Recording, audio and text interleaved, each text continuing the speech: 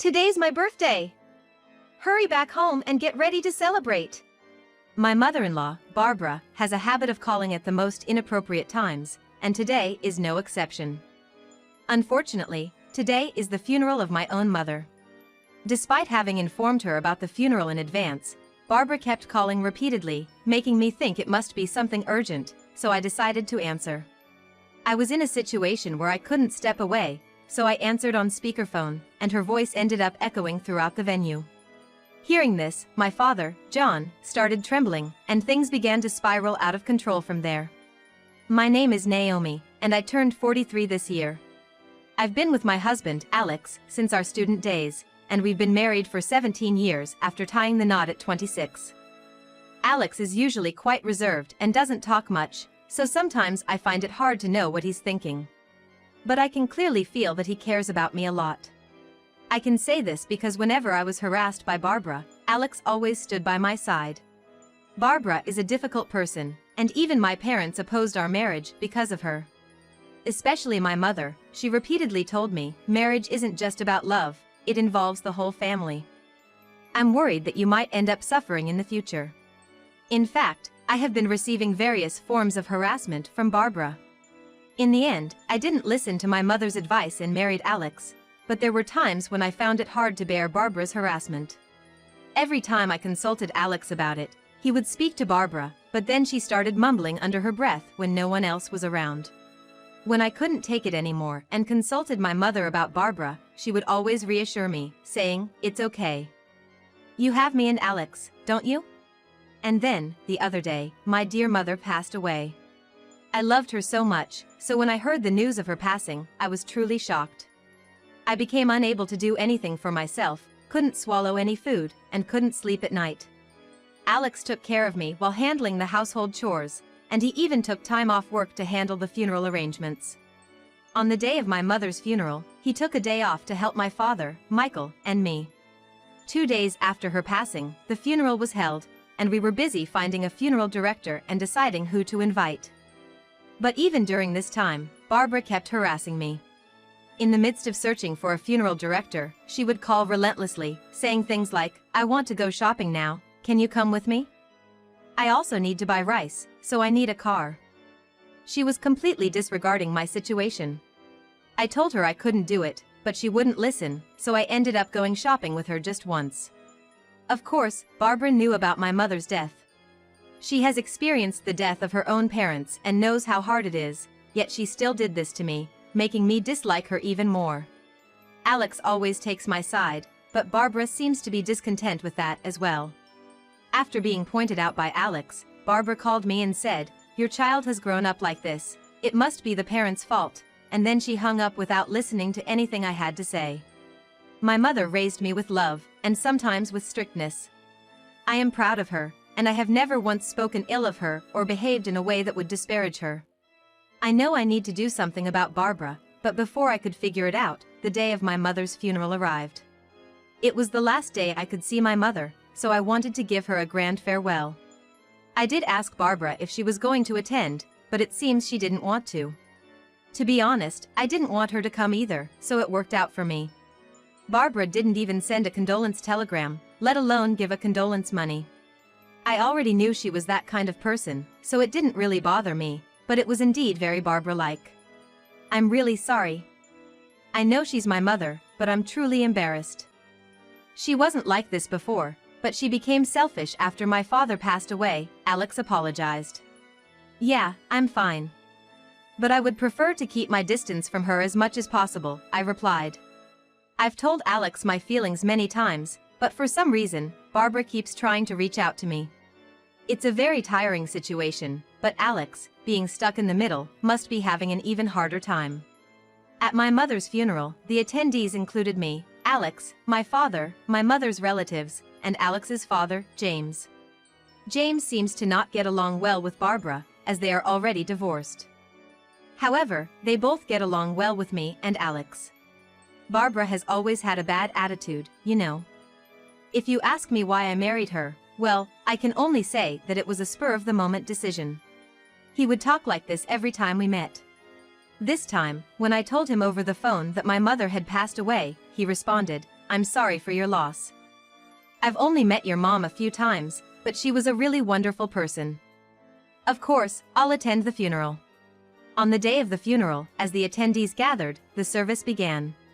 I made sure my smartphone wouldn't make any notification sounds during the funeral.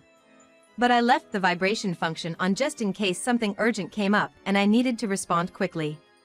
A while after the funeral started, my phone, which was in my bag, began to vibrate. It only vibrated once, so I didn't worry about it, but then it vibrated several more times. Thinking it might be something urgent, I stood up to check my phone, and there was Barbara's name on the screen. Although I didn't want to, I decided to answer the phone just in case it was something important. "Hello? What's up?" "What's up? You took forever to answer. How many times do you think I called you?" "I'm in the middle of my mother's funeral right now.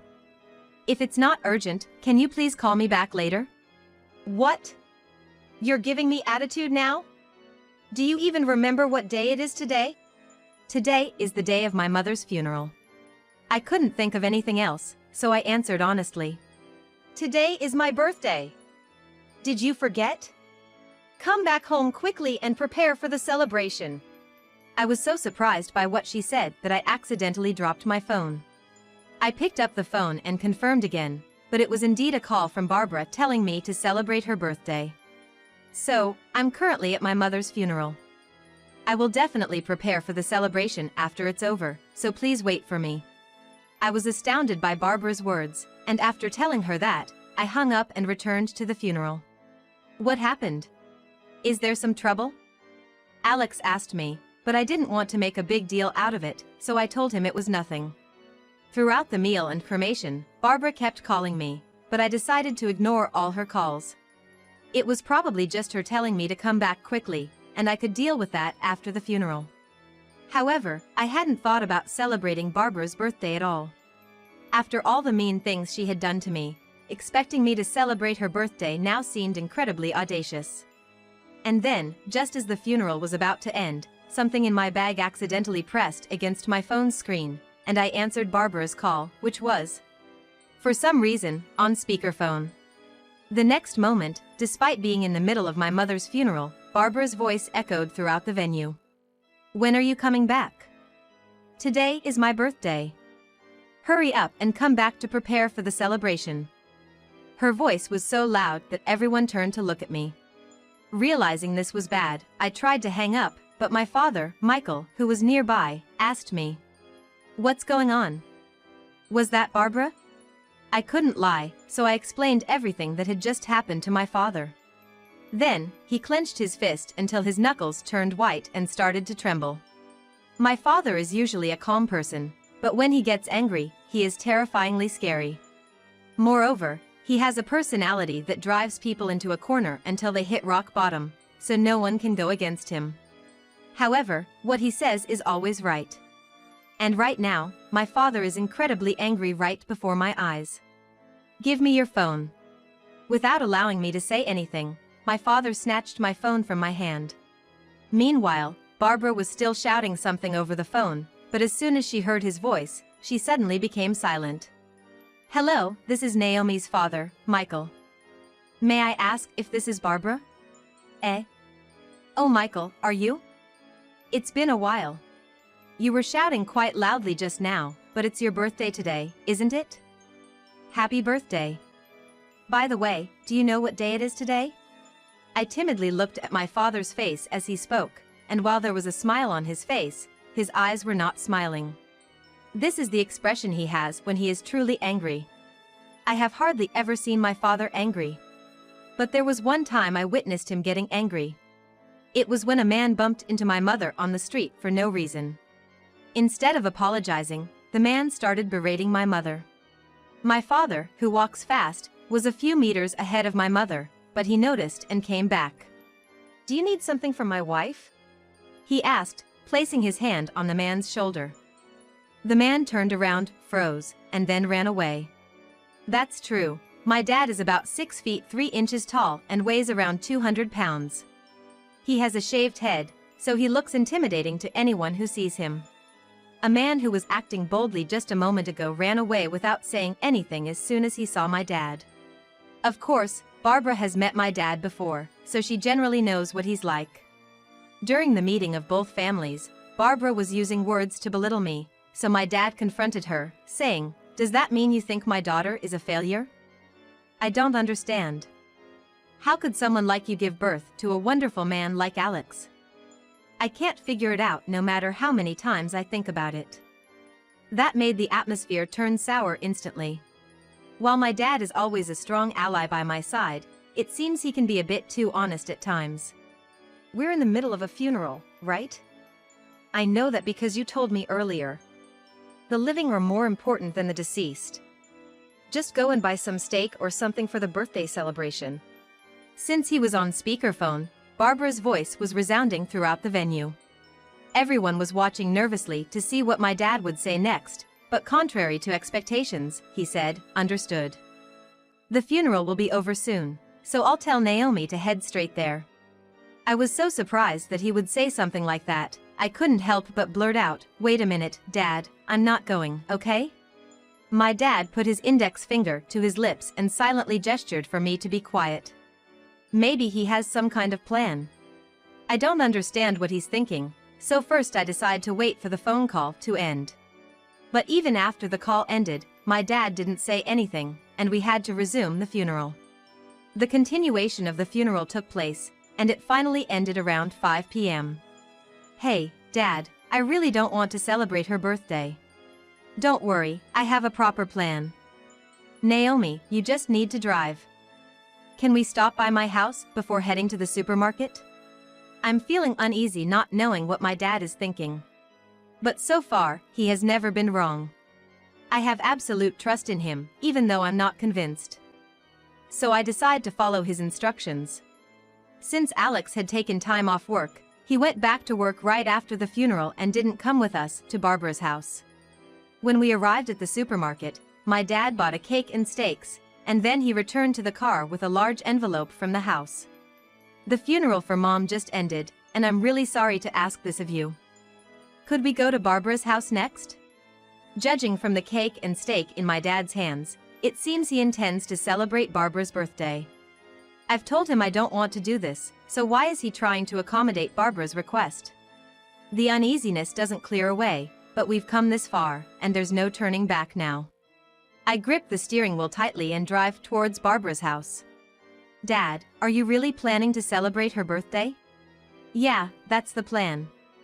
But at the same time, I intend to give Barbara a piece of my mind," he replied. It seems he has something in mind, after all. When I ask him what he's thinking, he just says, "You'll see when we get there. It'll be clear once we arrive," and doesn't give me a straight answer. So I decide not to ask anything more until we reach Barbara's house. It takes about an hour to drive from the funeral to Barbara's house. When we arrive, my dad takes the cake, steaks, and the large envelope and rings the doorbell. Barbara shows up at the front door right away, surprised to see my dad. "Oh, so you came too, Michael?" "Yes, I heard it's Barbara's birthday. It's not much, but I brought some food and a gift. May I come in?" Barbara was hesitant at first, seeing my dad eager to enter the house. But as soon as she realized she was getting a feast and a gift, she let us in without any hesitation. "Was it really okay for you to prepare a feast and a gift for me?" Barbara's tone changed completely when she realized we were there to celebrate her birthday, and she started speaking in a sweet voice. I grilled the steaks and arranged them on the dining table along with the cake. Wow, the steaks and the cake look delicious. "Shall we eat?" "Before we eat, please wait a moment." My dad interrupted just as Barbara was about to dig in with her knife and fork. I was curious to know what he was about to say, but Barbara was visibly frustrated, having to wait with a hot steak right in front of her. "What is it? Hurry up, or the steak will get cold. This won't take long. Here's your present," my dad said, handing her the envelope. "What's this?" she asked, looking puzzled. "It's a land title deed," he replied. For a moment, Barbara seemed to not understand what was going on, but upon checking the contents of the envelope, she froze. Barbara lived in a single-family home, but in fact, the land was owned by her father. Her father had inherited several pieces of land over the generations, and he was renting them out to friends and relatives. Barbara was one of those people, and when it was decided that I would marry Alex, it was decided that the land would be rented to her. At that time, James was also living with us, so we decided to build a single-family house, and my father was covering the expenses. Several years later, Barbara divorced James and lived alone in this house, but the owner was still my father. What is this? What does this mean? No, I thought you might have forgotten, but I just wanted to remind you that I own this land and house. You've been living here out of my goodwill, but I've decided to reconsider everything due to recent events. According to my father, he had decided to stop renting the house to Barbara. He figured she couldn't leave right away, so he was going to give her 1 week. 1 week? There's no way I can leave in such a short time. And just try to make me leave, I won't go, I guarantee it. Is that so? Well, I have other plans in mind. What are you going to do? Honestly, I had no idea what my father was thinking. I was surprised enough that my usually gentle father was this angry and telling her to leave, but now I was wondering what he would do next. As I thought this, my father started making a call to someone. Judging from the conversation, it seemed like he was talking to a lawyer. It appeared my father was trying to forcibly evict Barbara from the house. Hey, wait a minute. Are you really trying to kick me out just because of that? It's just a funeral, right? It wasn't a big deal when you guys left halfway through. Hearing this, my father trembled with rage. I think Alex and James are really good people, but I can't forgive you. I said earlier I'd wait a week, but I want you to leave right now. I will report you for trespassing, he declared sternly. What you've done until now is truly unforgivable. That's why I agree with my father's opinion, I added. Trespassing? I live here, you know? Don't you get it yet? It wouldn't be an exaggeration to say that you've been living off of us. Barbara tried to argue back, but being someone who always cares about what others think, she might have thought it would be bad to actually get reported. So she left the house with only the bare minimum of her belongings. After that, Barbara went to a friend's house, but she was turned away. She is known for saying unpleasant things to friends and neighbors, so no one probably wanted to take her in. Unable to be accepted by anyone, Barbara reluctantly decided to go to her sister's house. Jessica, who is Barbara's older sister, does have a stronger personality than Barbara, but she has always been incredibly kind to me. Naomi, I know it's been tough for you as well. I've lived with Barbara since we were little, so I know what she's like.